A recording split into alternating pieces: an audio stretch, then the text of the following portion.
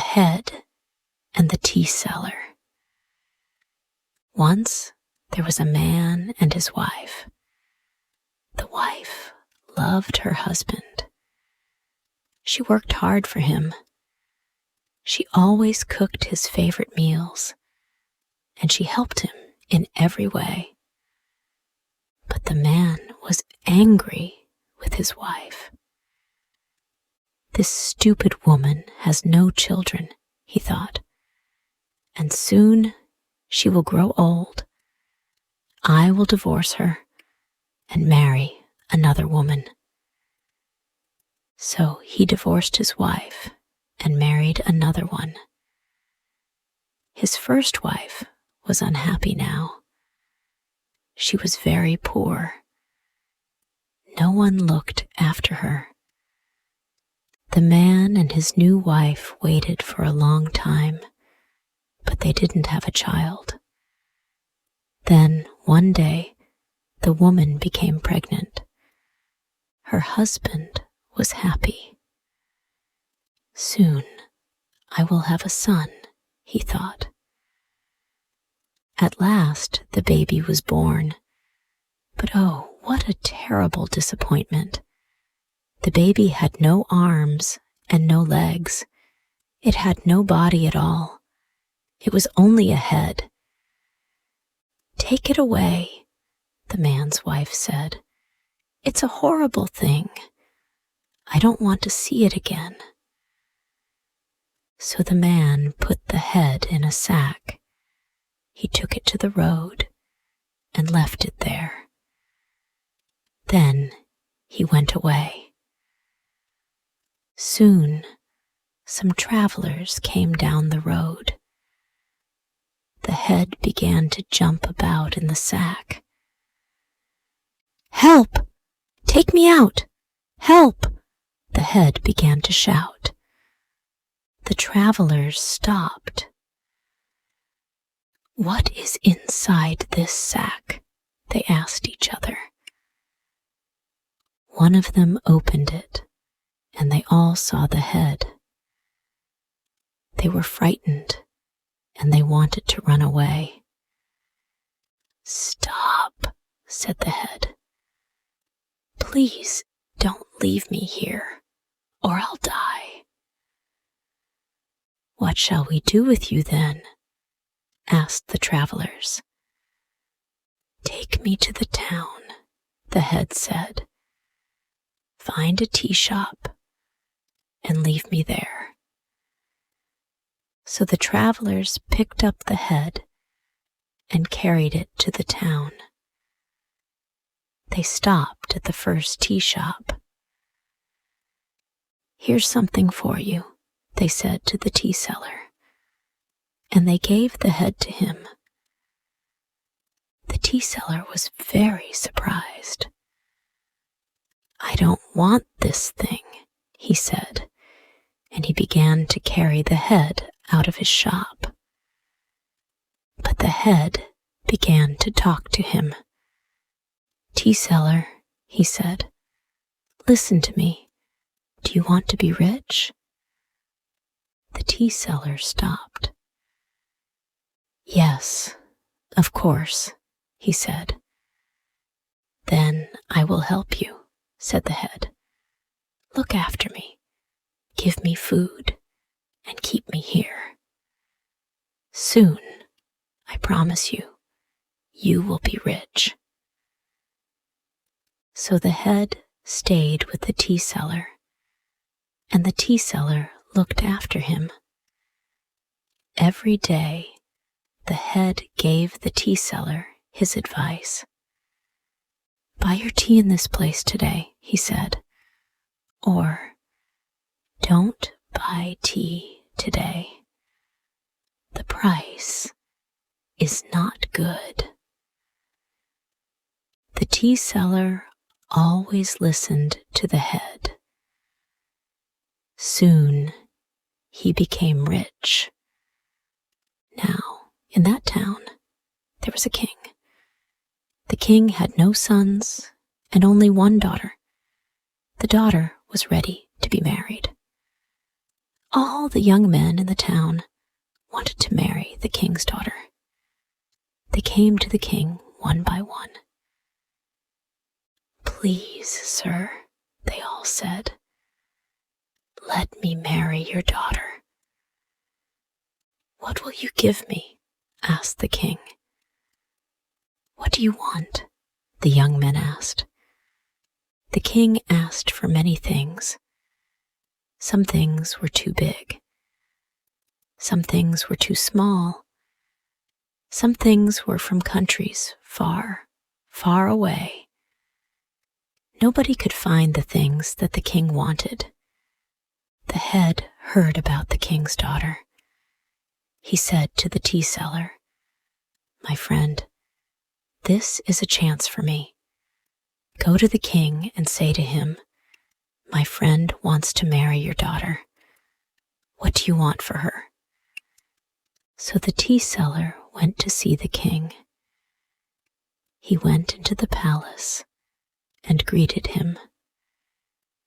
"Sir," he said, "my friend wants to marry your daughter. Tell me, what must he give you?" "A camel is a fine thing," said the king. "That's easy," thought the merchant, and he smiled. "A he-camel," said the king. "A big, strong camel with good teeth is a very fine thing." The merchant laughed. "I will find the best camel in the world for you, sir," he said, and he began to leave the room. "Wait," said the king. "The camel must come here, into my palace. It must greet me and speak to me in my own language." The tea seller stopped laughing. "That's impossible, sir," he said. "If your friend cannot find this camel," said the king, "he cannot marry my daughter." Sadly, the tea seller went home. The head was waiting for him. "What did the king say?" he asked the tea seller. The tea seller shook his head. "My poor young friend," he said, "it's impossible. The king wants a camel, a big, strong he-camel with good teeth." "But that's easy," said the head. "No, no," said the tea seller. "The camel must go to the king's palace and greet him and speak to him in his own language." "Very well," said the head. "Now take me to the camel market." So the tea seller took the head to the camel market. They looked at many camels, and at last the head chose one. "Now," said the head, "take this camel to the palace." The tea seller was frightened. "But this is only a camel," he said. "It cannot greet the king or talk in his language." "Don't be frightened," said the head. "Everything will be all right." So the tea seller took the camel to the king's palace. The room was full of people. Everyone was looking at him. The tea seller's knees were shaking. The king saw the tea seller and the camel beside the door. "What is this?" he shouted. "Why has this man brought a camel inside my palace?" "Please, sir, you asked for a camel," said the tea seller. Then the king remembered his words. He began to laugh. "This is only a camel," he said. "It cannot greet me or talk to me in my own language." The camel suddenly lifted its head. "Peace be with you, sir," it said. "Ah, oh, how wonderful," everyone said. The king stood up and went to the camel. "Can you really speak?" he asked. "Was that your voice?" "Yes," answered the camel. "I can speak, and it was my voice." The tea seller was even more surprised than the king, but he was very happy for his friend. "Sir," he said, "you asked for this animal, and I have brought it to you." The king looked at him. "And now my daughter must marry your friend," he said. "Who is this young man? What kind of man is he?" The tea seller was very frightened now. You will see, sir," he said. Quickly, he ran home. "Head," he called out, "listen to this." The camel greeted the king and spoke to him in his own language. "Now the king wants to give you his daughter. You must go to the palace tomorrow. Oh, what shall we do?" "What shall we do?" answered the head. "We will go to the palace, of course, and I will marry the princess." "But," said the tea seller. "Everything will be all right," said the head. "I promise." So the next day, the tea seller took the head to the palace in a bag. The king and queen and all their guests were waiting for them. "Where is the young man?" asked the king. The poor tea seller could not look at the king. His knees were shaking. "He is here, sir," he said, and he opened the bag.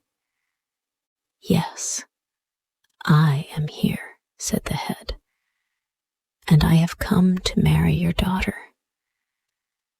"Oh, oh, how terrible," said everyone. The king was angry and sad. "My poor daughter, what have I done?" he thought. But it was too late now. "I made a promise," he said, "and I will keep my promise. My daughter is yours." So the head and the princess were married. The feast went on for a long time. At last, it was finished. The king and the queen took the princess and the head to the bedroom and shut the door. The princess was crying loudly. At once, the head became a handsome young man. He had arms and legs and a body. The princess stopped crying and looked at him. She fell in love with him at once. The king and queen did not sleep that night. "Oh, my poor daughter," the queen said again and again. "Husband, what have you done?" Early the next morning, the king and queen went to the bedroom door. They were very worried. "How is our girl?" they said to each other. "Is she all right?" Suddenly, the door opened, and the princess came out. She was laughing. She was happy.